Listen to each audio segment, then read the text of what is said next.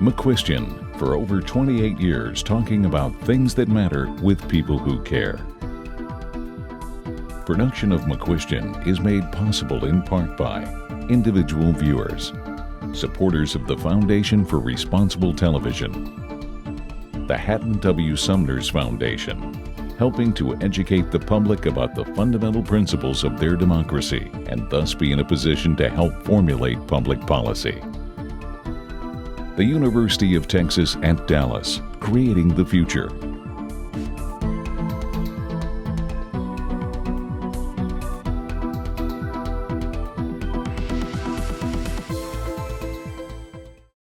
Well, welcome. I'm Dennis McCuistion, and Jim Falk and I are here with two outstanding individuals to talk about the North American Treaty Organization, or what we call NATO. Jim, why don't you give that viewer a little bit of background and then introduce our guests?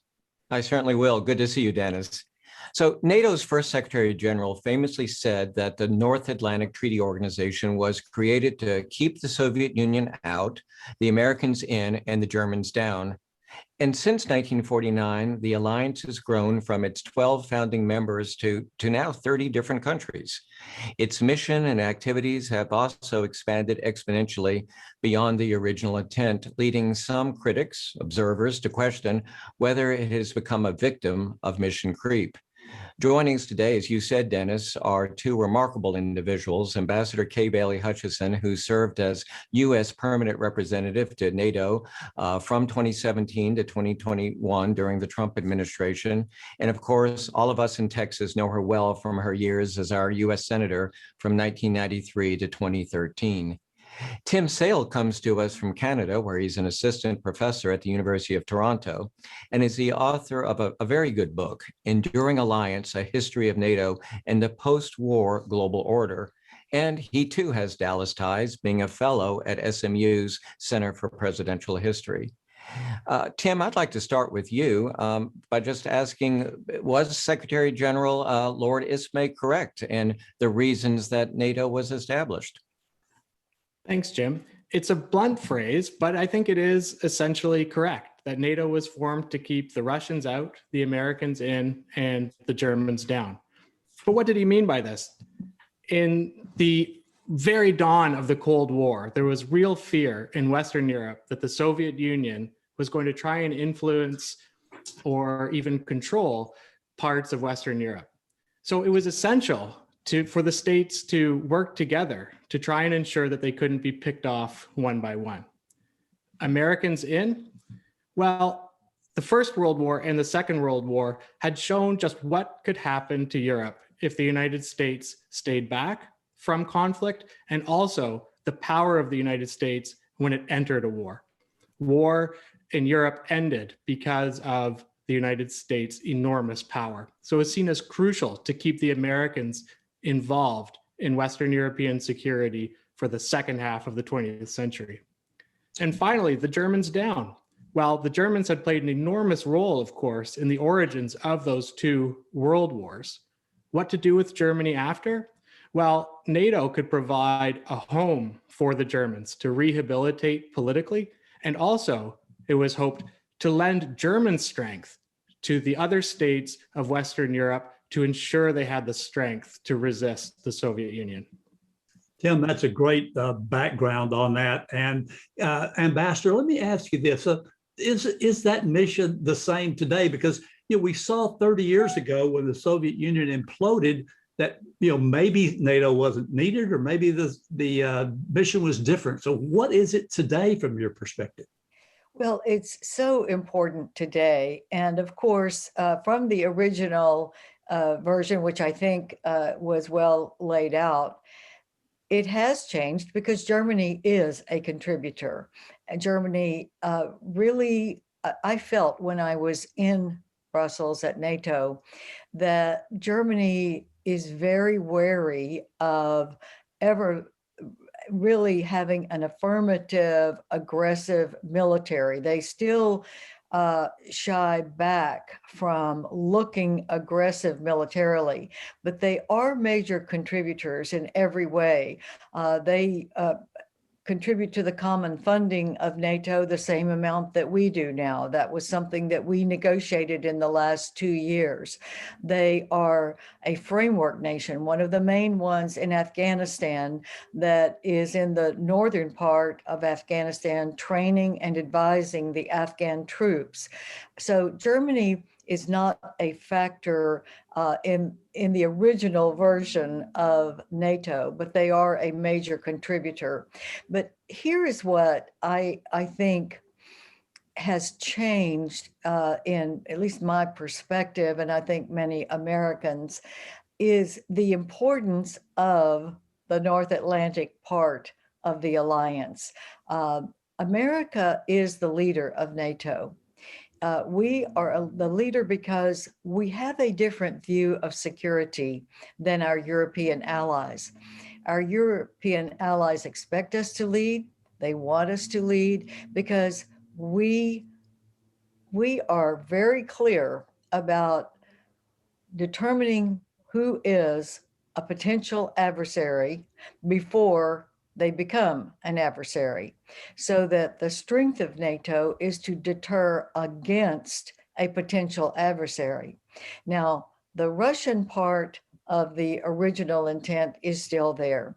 The Baltics feel very threatened by Russia. Most certainly what they've done in Ukraine and Georgia makes that a real concern. The Romanians, the Poles, the Czech Republic, Bulgaria, they have great concerns about the mischief that Russia is producing in the Crimea part of Ukraine and of course in the western part of Ukraine, and the menacing that they are doing by putting missile systems on Crimea, which could hit any of those Eastern European countries. So I think the Russia part is there, but I think the North Atlantic, our side, is even more pronounced that we should be the leader of NATO because we address a potential adversary early, which the Europeans are still more reluctant to do.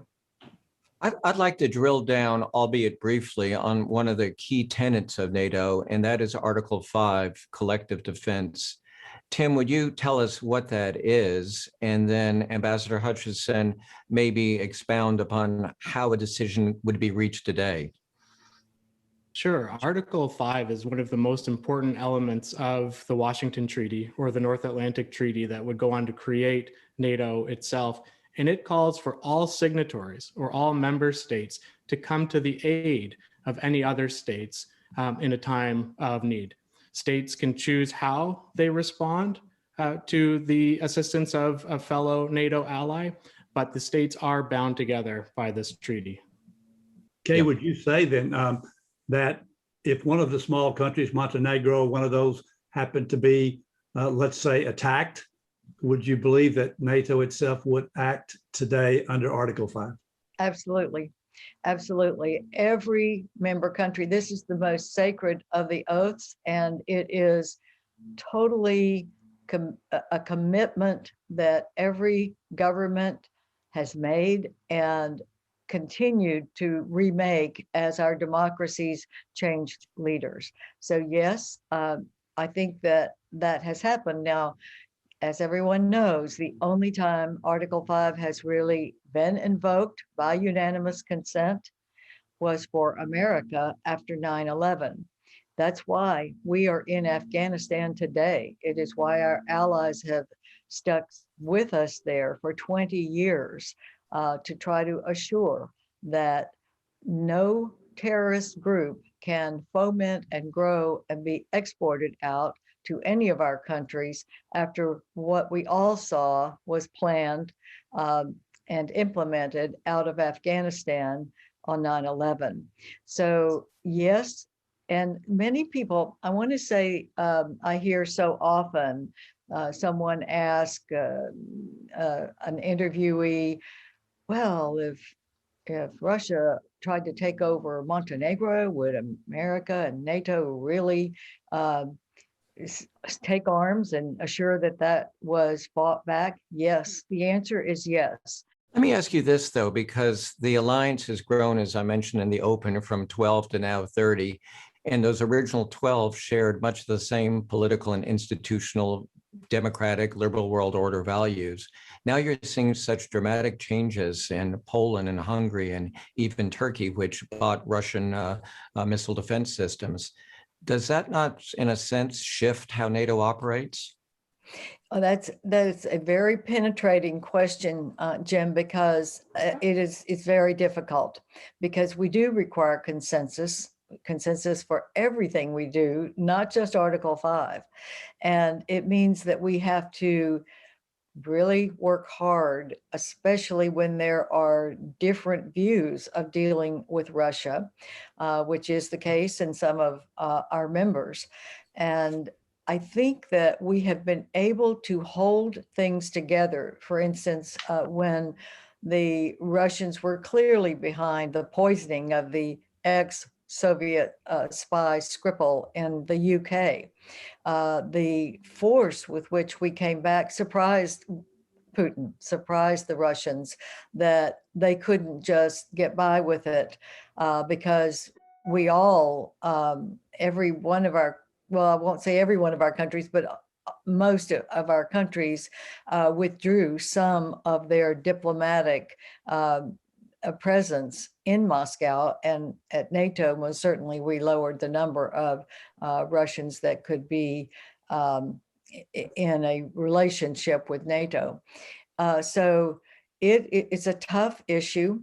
I still think that we would be able to have a consensus if there were a real invasion of one of the NATO countries, but we are constantly having to work with some of the members that have become more autocratic, have dropped some of the democratic institutions, such as the judiciary and freedom of the press. Some of our members have become a little more relaxed about that. So let me just interject and ask, can a country be pushed out of NATO or be asked to leave or forced to withdraw? There's no process for that. That is why it is difficult and why we are taking a lot of efforts, but there's no way to actually expel a member of NATO. They can withdraw, of course, but we don't have a mechanism for that, which we've talked about in looking at our strategic reviews. Should we have a way of expelling? The EU has more capabilities in that regard, and they can do certain things that would withdraw support from the EU, because some of these countries, not Turkey, but certainly some of the others, are in the EU, and they are backsliding on some of the democratic norms. Let me break in on you there, Kay, for just a minute, if I may, and pose a similar question to Tim.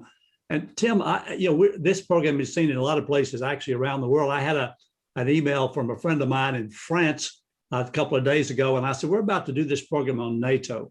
What would you want us to talk about? And she said, well, we had a general by the name of de Gaulle who made this speech in 65 or 66 saying, we're going to get out from under the Americans by 1969. So to tag on to the ambassador's thing about getting out, what was that all about there, Tim? And secondly, how do you see France today in terms of, and some people would say they're the strongest one around in Europe. So where are we today with France? Sure, it's a fascinating question, both historically and with connections to the present, and connects with what the ambassador was saying as well. Over the alliance's long history, there have been allies who have either been frustrated with the alliance or whom have caused frustration to the other allies. And President de Gaulle of France in the 1960s is a great example of this. He was hoping that NATO would help France with particular French concerns outside of the European area, and the NATO allies did not agree to that. They were focused on Europe. And for a number of reasons related to French politics and also a differing assessment of what was important to France, President de Gaulle actually considered leaving the treaty, for France to actually remove itself from the North Atlantic Treaty. But ultimately, he stopped short of this. France left the integrated military command, which was significant and caused a lot of problems regarding military planning. But when push came to shove, President de Gaulle realized that it was better for France to remain a part of the treaty, and the other allies certainly encouraged that. So when we look at that over the scope of many decades, we see an eventual return of France to that integrated military command and to being and remaining a major NATO ally. So the longevity of the alliance lets us see the value of keeping NATO members who may be creating concerns or issues and using the alliance to try and pull them back into the fold over the long run. And so again, instead of France leaving the alliance decades ago, its relationship with the alliance has changed over time, but here we are again with France as a major ally.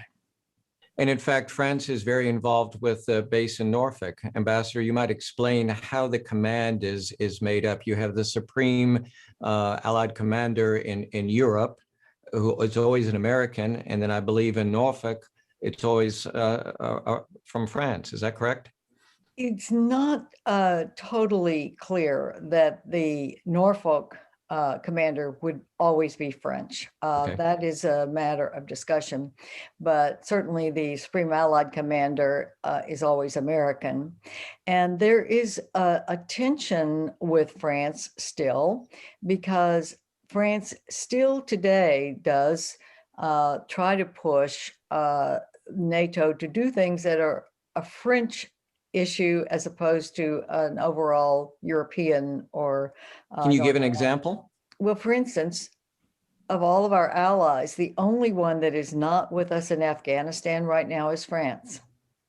France was there in the beginning, in the first 10 years, 5 years, up until 2015, but they have not come back in to the military side. And they are very, I mean, President Macron sounded somewhat like President de Gaulle when he said NATO is brain dead. Well, that was because there were certain areas that NATO was not ready to take over. The French do a lot in Sahel. They do a lot in Africa. And there are, America helps France there, but the NATO troops are focused on the NATO missions, and Sahel is not a NATO mission.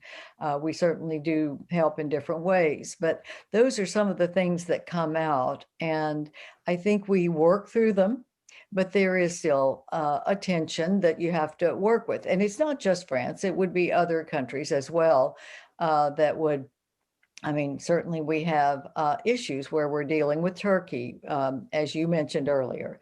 The Russian missile defense system in Turkey is something that all of us have urged Turkey in every way we can not to turn that on, because it is going to have consequences.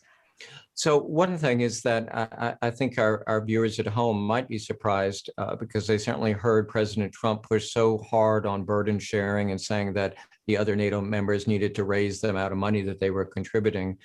But he was far from the first US president to go in this direction.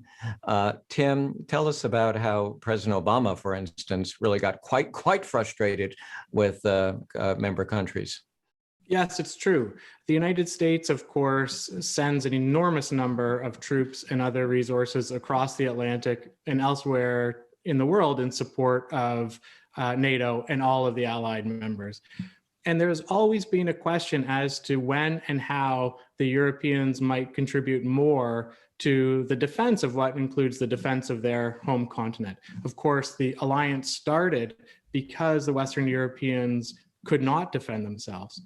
But European economy, of course, has changed dramatically in those 70 years, and different presidents all the way through to President Obama and beyond have always prodded the allies and encouraged them to do more. It's been a very difficult row to hoe for different American presidents.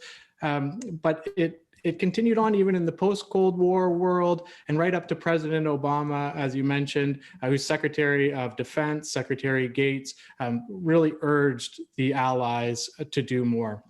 There are some who, not a lot of people defend Trump for things, but some people would say that this maybe was one of his victories, is to sort of get NATO to step up and those countries put more money in and provide more for their defense. Would that be true? I think the Trump era was exceptionally important in NATO's history because it seemed to raise the prospect for real in European minds that America might not always be there. And so, yes, I think it was a crystallizing moment for the Europeans. The events in Ukraine and NATO's concerns with the ISIL mission in the late Obama years had started to see an increase in European defense spending, but that increase continued through the era of President Trump. And it was a moment when the Europeans had to decide, do we really want NATO to work? How important is it to us? And I think President Trump caused that to come into sharp focus for capitals in Europe. Okay, great. So, Ambassador, you were obviously at the point person here. Tell that viewer what your job was. What was it like? I mean, none of us knows what it's like to be a representative of NATO. Give us just a sense of that, if you don't mind. Well, because it is a consensus organization, everyone works together, and the end result is important to all of our allies. They negotiate hard sometimes on different areas, but the end, that we would have a consensus and speak with one voice, is so important to all of us that it does help in the negotiation. I will say that America is expected to lead. We are expected to push. Our allies told me time and again, whether it was Eastern Europeans or the Western Europeans, push us. We know we need to be pushed. And in fact, the amount of defense spending did go up in the last 4 years, $140 billion in commitments. I mean, the Europeans are stepping up. And it was every president, and including President Biden, just in the last few weeks in his administration, has said the same thing. Europeans must step up. We will be there, but we expect a credible effort by all of us. And General Austin said that when he was at the defense ministers meeting.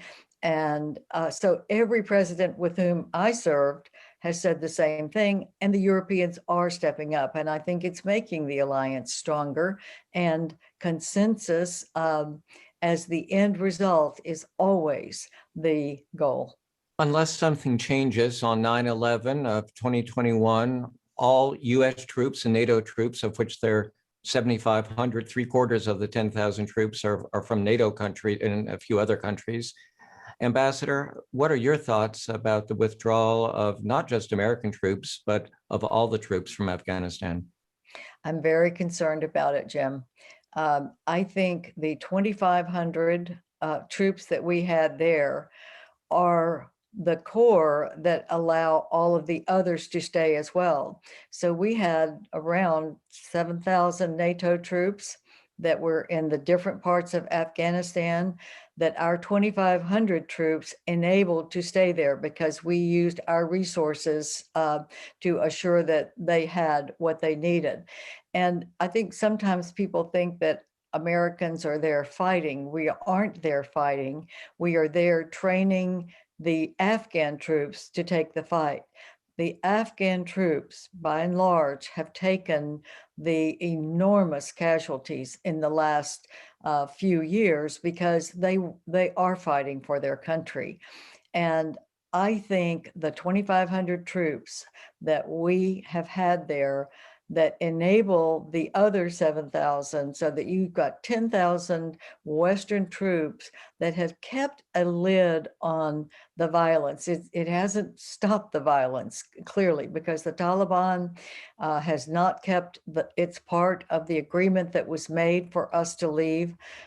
They are not putting the hammer on the other terrorist organizations. And the deal was that the Taliban would take care of the other terrorist organizations and would stop their own violence. They haven't stopped their own. And most certainly the recent horrible massacres of girls coming out of the girls' school, sending a message that we don't want educated girls in Afghanistan. And before that, the attack on those students that were taking this big major academic exam that all of them pursued, because that allowed them then to have the higher education and to also go abroad. Those students were also attacked. So that was the best and brightest that the terrorist organizations, that was not Taliban attacks, it was ISIS, but Taliban let it go. So Horrific. I'm concerned. I think the 2,500 troops that were there were doing a great job. The NATO troops that were with them, yes, it was a big effort.